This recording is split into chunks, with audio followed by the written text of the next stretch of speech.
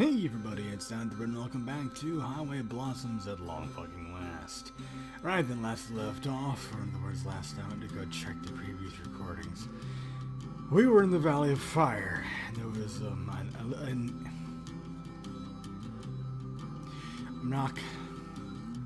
was a heated discussion about the Valley of Fire. Well, it led to the eventual question, what is the Valley of Fire? But basically, there were some insults thrown back and forth between our lovely leads here, and I need to click away from XSplit and onto the actual game, because I'm staring at the fucking window. Ugh. Anyway. Yeah, so after Amber got finished grilling Marina about her stupidity and then getting grilled back for being an ass, Marina, of course, does not actually know what the Valley of Fire is, so... Well, maybe not too infectious. Massaging my scalp, I shake my hair, hopefully creating enough new wrinkles in my brain that'll help with explaining this. Alright, so, take a whole bunch of rocks, sand, and dirt, okay? It's a desert. It's a hot desert. As opposed to Antarctica, which is actually a desert as well, technically speaking. By the strictest definition of the word desert imaginable. Okay. Now make most of it red.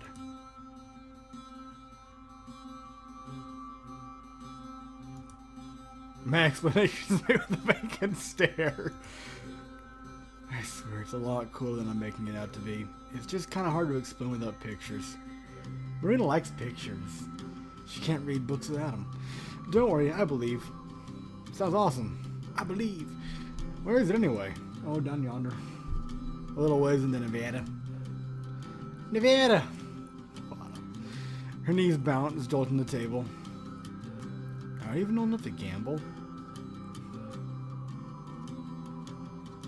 I forgot how old they're supposed to be. There's more Nevada than Vegas, dummy. Yeah, but not much else. Still, isn't that pretty far? That might work to our benefit. I'll need to check the map again, but I think we'll be passing by a place I want to check out. Her voice brightens. You actually want to go sightseeing? Don't act so surprised. It's not like I was going to make a straight shot for California before I picked you up. Besides, I think you might like it. Man, it's also more of an excuse to spend more time with Marina, isn't it? Though she does like virtually everything. Except for black coffee. It's a place called Zion. Oh no. It's a national park here in Utah. I hear it's a hell of a lot greener than the places we've been through. I don't want to rush, so I won't stay very long.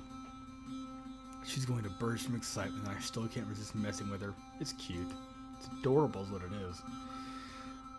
Your infatuation with her is what I call cute. But I guess if you don't think we can afford the time, I expect her to throw herself at me, hug me, squeeze me with all the energy and happiness she usually does it with. But she doesn't. Disappointed. Sitting perfectly still, Marina takes a single breath and gazes at me with a smile. I've been surrounded by desert all my life. Seeing Greenfield would be nice. Once. I'd love to go with you, Amber. An unsettling hollowness expands in my chest as I realize I don't know how to deal with a serious Marina. Oh. Alright then. She doesn't answer. Eyes now closed, arms folded in her lap, the empty, cooperative smile more forced than ever. Well, there's still a lot of hours left in the day. I'm not sure if we'll make it in time to check into the campground, but we'll be close enough that we can do it in the morning if we leave now. Marina nods. Tumbleweeds! We scooch out of the booth and walk the 10 awkward steps to our seats. Strapping ourselves in, I switch on the ignition, the RV snorting into being. I reach for the cassette player, then look to Marina, already lost in her thoughts as she stares out the window. I don't have the heart... No. I don't have the courage to snap her out of it this time. Sighing, I bring my hand back without pressing play and pull the motorhome in the drive. It's too bad, too. I think I'm really starting to like Marina's hugs. Hours and several cups of coffee later. God, I could go for some coffee right now. Ugh. It's late at night and I'm kind of drunk. Kind of. We've arrived at our destination, or at least close enough to easily check in the morning, yet hidden enough not to get towed. Marina looks in the window, but her eyes drift back over to me, then the mine to hers. For one drawn-out second, our eyes are interlocked, petrified by their stare. Then, time continues. Cute little moment, I guess, or, well, actually, I'm not sure what that's supposed to. It was more solemn than anything, so that's interesting. Our heads swing in the other direction so fast it takes my mind a few seconds to catch up. The side of her cheek I can still see is flushed. Glancing in the rearview mirror, I find mine are too. You couldn't feel that? I grip the steering wheel, then cautiously, without turning my head, look back to Marina. She notices. Our eyes connect again. Blush, rinse, repeat. The past 8 hours have been excruciating, especially while fighting the urge to want music. How could you not? Personally, okay, first off, I never really thought about it, but this game should get to me a lot more. Well, I should connect with the game more than I thought I do, because I do a lot of travel. Well, not necessarily very far distances, but I'm on the road a lot for work. And all I know is this. I cannot go a single fucking second without listening to some kind of music. Be it just random albums I want to hear from specific artists, or any of the playlists I've got that run anywhere from 12 to over 24 hours long. Because I've put together 24-hour playlists, and they're not just random songs, there's purpose behind them too, so I had to sit there and just sort them out. Interesting, isn't it? I'll get back to the game, which is the only reason anyone, if anyone at all, is watching this. I want her to give Marina the space she needed to say what she has to, or give myself the space to blurt out what I needed to say. It was just...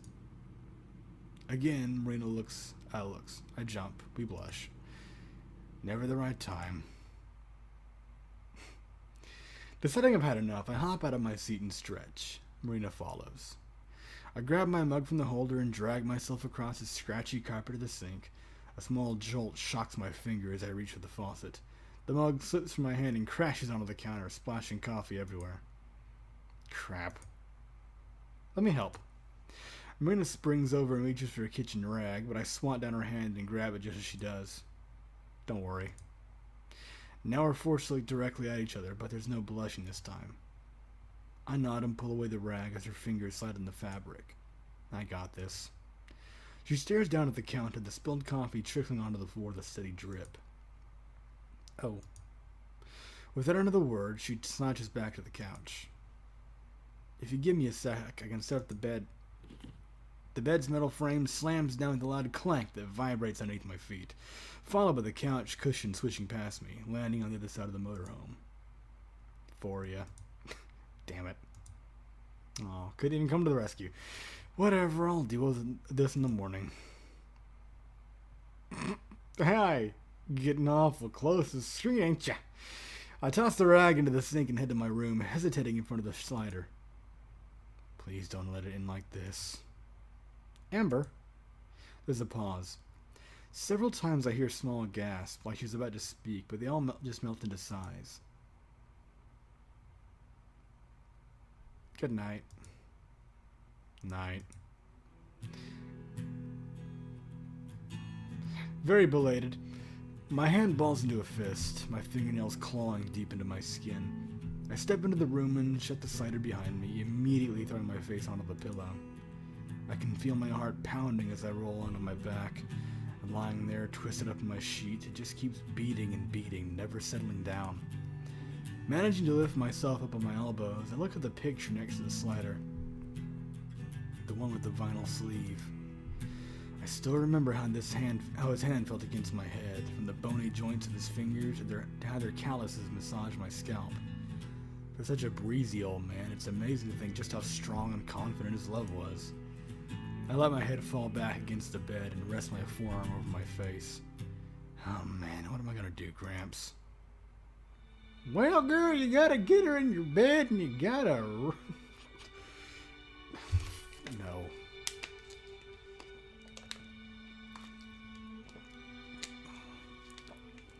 Not finishing that. Hey, a tree.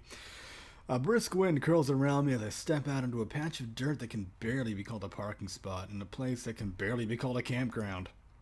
Misty curtains have settled over the nearby hills and mountains, and small specks of leftover morning dew occasionally drip on me from above. At least it's not fucking muggy where you are. God, around here right now, going outside feels like you're walking through a swimming pool. Only it doesn't have the luxury of being cool. It's like walking through thick, hot soup. Ugh. Bending down, I drop my backpack and pull the tongue of my sorta new hiking boots. A little big, but they'll work. Considering these came from the stash of supplies we borrowed from Mariah, New Mexico, her feet must be freaking huge. This is not supposed to be a jab. Even now, many miles away, you still find some way to poke her in the ribs. All set? Marina's standing behind me, frowning at her Velcro strap boots. Just about. These boots are pretty big, though. You think so? They feel a bit snug to me. Sheesh, never mind about Mariah. Hey, forget about the treasure. Let's just dress you up as Bigfoot and turn you in for a cash reward. The joke is awful, and I know it. Still, Marina plays along, sticking her tongue out in a half-playful manner before she forces a tired smile. The whole time, she doesn't make eye contact. So much for lightening the mood. Last night's sudden tension is still present. Even though we try to ignore it or pretend it isn't there, we both know. We both can't look at each other directly, and our conversation feels awkward and stilted. But we pretend everything's normal as we try to put in our best performances and reenact our usual routine. So how long is the hike? The brochure said about 90 minutes away. Each way.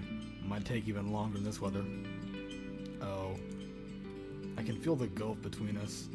It's like yet another canyon, except I don't know how to cross this one. The picture in the brochure is super pretty. Angel's Landing, right? Now it's her turn to try and lighten the mood. I hate how we're both too afraid to just address the issue. But I'm just as guilty as she is here. I sigh and play along as best I can. Yeah, it's nice. It's supposed to be the most scenic view in Zion. That's what Gramps told me anyway. This hike was one of his favorites. Said the view is so lush, there's so many trees and plants, that he discovered several new shades of green up here. There. It was one of the spots that he was most looking forward to visiting with me. I glanced back up at the mountains. The mist doesn't look like it will clear anytime soon. In fact, it seems to be swallowing up more of the landscape. It's got Marina's attention too. She stares up as if she's picking out specific details in the fog. While she's distracted, I let my gaze rove over her again, guiltily like I'm sneaking glances, but I don't care. Admiring the sweep of her shoulders down to her collarbone, and the rest of the curves of her body. I let myself examine her like I did when we first met, and like I've been consciously abstaining from. Looking her over like it doesn't matter if she catches me anymore. She doesn't, though. I may as well be invisible to her right now while she studies the mountaintops. And I want her to pay attention to me. She's wearing her usual boutique brand clothes. Their cute frilliness is just as perfect as ever from Marina, but they clash with the clunkiness of the ugly brown boots. You sure you want to wear that? They might just get in the way. She gasps, almost offended by the suggestion that she's wearing anything else. But my skirt is so comfy. Aren't you supposed to be wearing comfy clothes on hikes? Well, comfortable but durable, and you may have to sacrifice one of those. Besides, with a name like Angel's Landing, it has to be pretty relaxing. She gives me a big, honest smile, tipping her head up to the hills. It's the first real smile I've seen from her all day. So, what are we waiting for? Let's go. I melt, letting her skewed reasoning fall to the wayside just this once. Warm fuzzies and a goofy grin take over my dour mood, just for a moment. Alright, but no whining if they end up being a problem. Slinging the backpack over my shoulder, we head for the shuttle that leads to the trail. Logs and a stone fire pit adorn the side of each lot that we pass. Maybe when we get back, we'll go to the camp store and pick up some supplies to roast marshmallows. I think she'd like that. She'd fucking love it. I mean, it's... Oh. Marina's heavy breathing guides me as we slog our way uphill, the previous light mist having now morphed into a thick and dreary fog. I cling to the chained rail as I stumble my way up the trail of rocks. It's the only protection from the sheer drop-off beside us. All it would take is one slip for me to take a nosedive into the valley below, and I wouldn't even see it coming. Turns out the fluffy and enticing name Angel's Landing doesn't come with the relaxing stroll Marina was hoping for. This feels more like a ghastly death march. My sweat-drenched legs feel like pudding under the anchor that is a measly 5-pound backpack. No one else on the shuttle even bothered to attempt to hike alongside us. They were smart. I attempt to form words between pained breaths, feeling like a rock is being smashed into my lungs with each step. We should turn back. Can't see Jack. It's not safe up here. What? She sounds like she's doing about as well as me, echoing the same lung-puncturing gasps. But we're so close. There's no way we're not almost there. We stop, collapsing against our knees. We try to catch our breath. Not gonna mean a whole lot if we end up falling off a cliff. I thought you were the one who wanted to do this so bad. Every couple of words are punctuated by her gasping for breath. Yeah, but... Amber, please. Let's keep going. Her voice is a whimper, fragile and meek. I fold. Okay. Marina has a way of making me shut up when she wants to, whether she knows it or not. Today, it doesn't make a difference. I'm not going to be the one to make things worse. She's wrong about one thing, though. I wasn't the one who wanted to hike up here. Gramps was.